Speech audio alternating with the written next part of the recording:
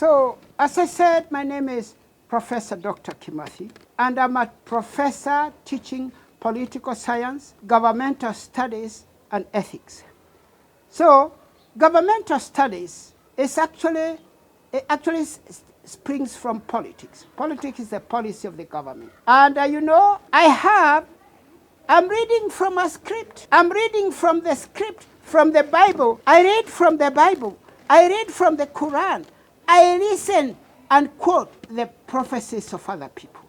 Mwakifiro said, some 400 years now passed, that Aluo will rule over the Kikuyu, something that the Kikuyu have been fighting very hard not to happen. Them not realizing that when they fight what God had said, they are fighting God.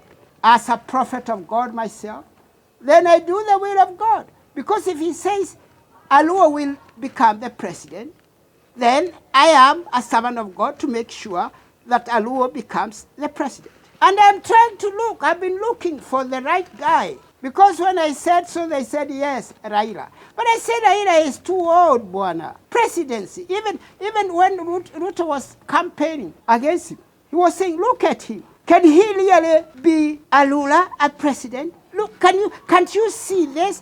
Are you lost? Don't you see that actually you are diminishing your time of presidency when you bring me an old man like he is? You are not doing a wise thing. The law, you are doing yourself a disservice, completely a disservice when you bring me.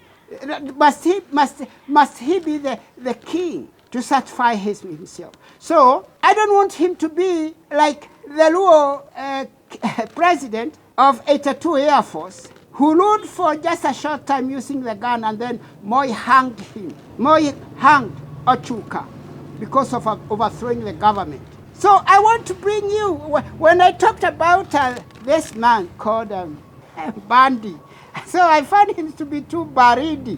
You see, Bandi and baridi. Bandi is a Luo name, and it should have some O somewhere, and I didn't find that O thing. It should be seen clearly that he is a Luo. And then he is looking very cold.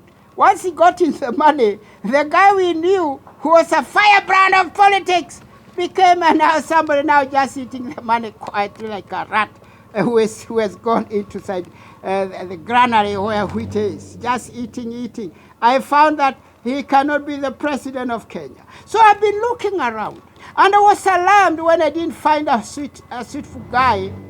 And yet, Matiang'i has come back from America to become the king of Kenya, vying against my king, Ruto.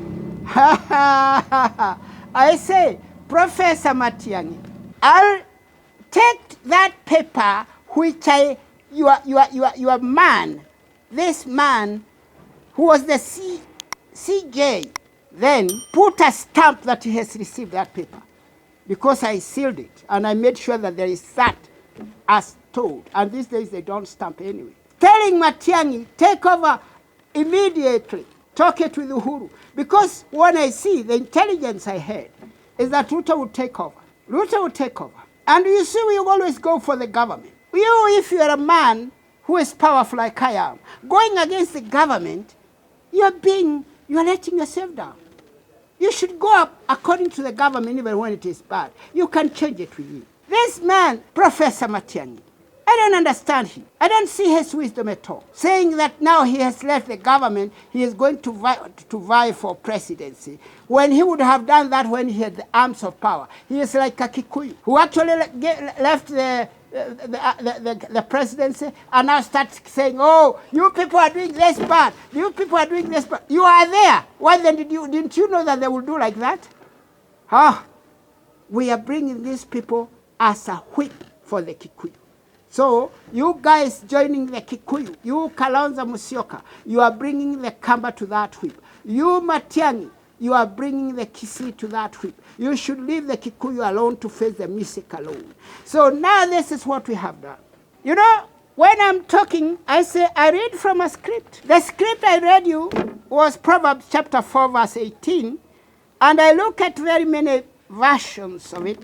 And I found the Berean Bible, Standard Bible, to fit, because it has the word gleam. Gleam.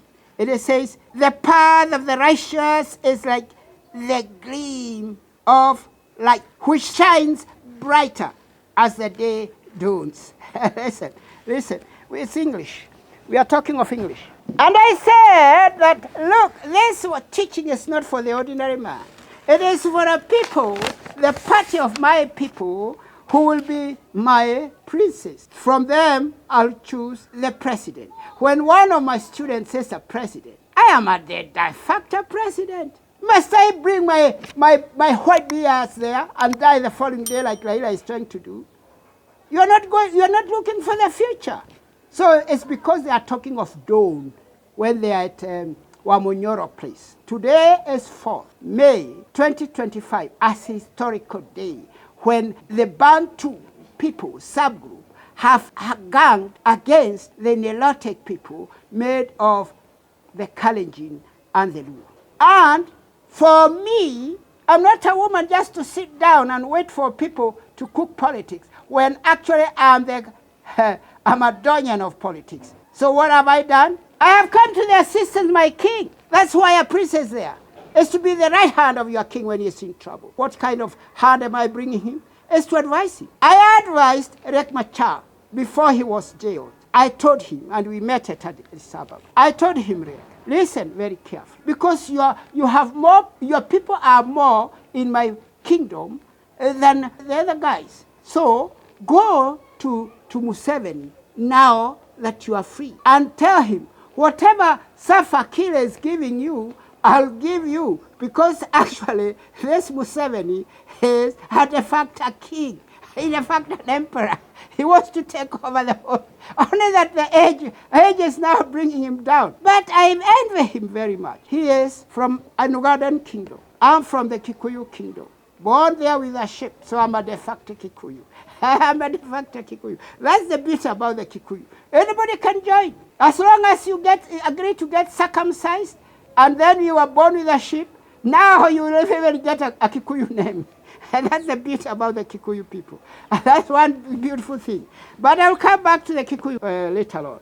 What I'm saying is that if this man, Ruto, my king, was not a softling like he is, he should have put this gentleman into detention, if not actually to make sure he'll never be seen again. That is why politics is dirty. If you don't play it strong, then you'll be like this guy, Burhan, who is killing a lot of people in the Civil War by trying to take the guns to disarm another guy who is even better than him.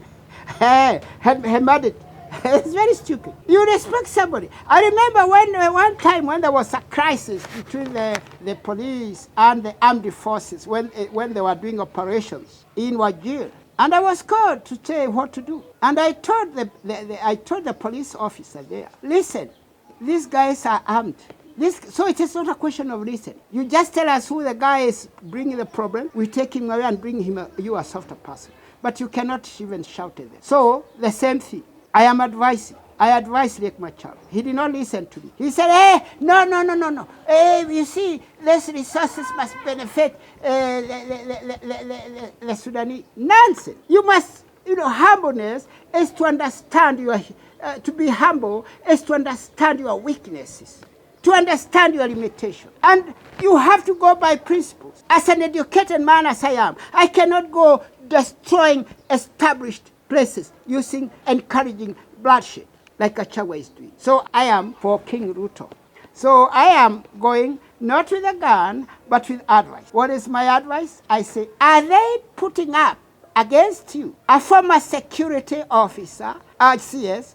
All right, put against him, also against such a person. Bring in Dr. Raymond Vicky Omollo, Omollo, PhD. And then use the machinery as usual.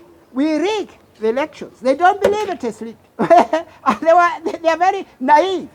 Democracy everywhere in the world is so weak that you just rig a bit because you are the one controlling it, and you'll be president forever. It was made like that. It was made to fool fools legitimately, so that you bring a monkey there in human dress, and you make him the ruler of the people using democracy, and the people will follow. That's what I'm talking about. So therefore, the nemesis of Ruto is two people.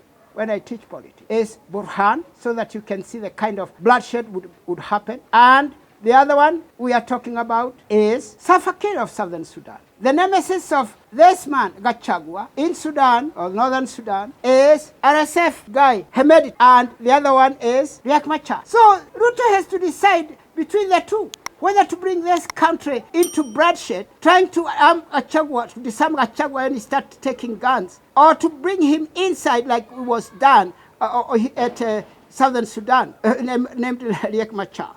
This is politics. It's dirty. If you go into it, you have to roll your sleeves as I've done, and actually be ready to soil your hands like I've done.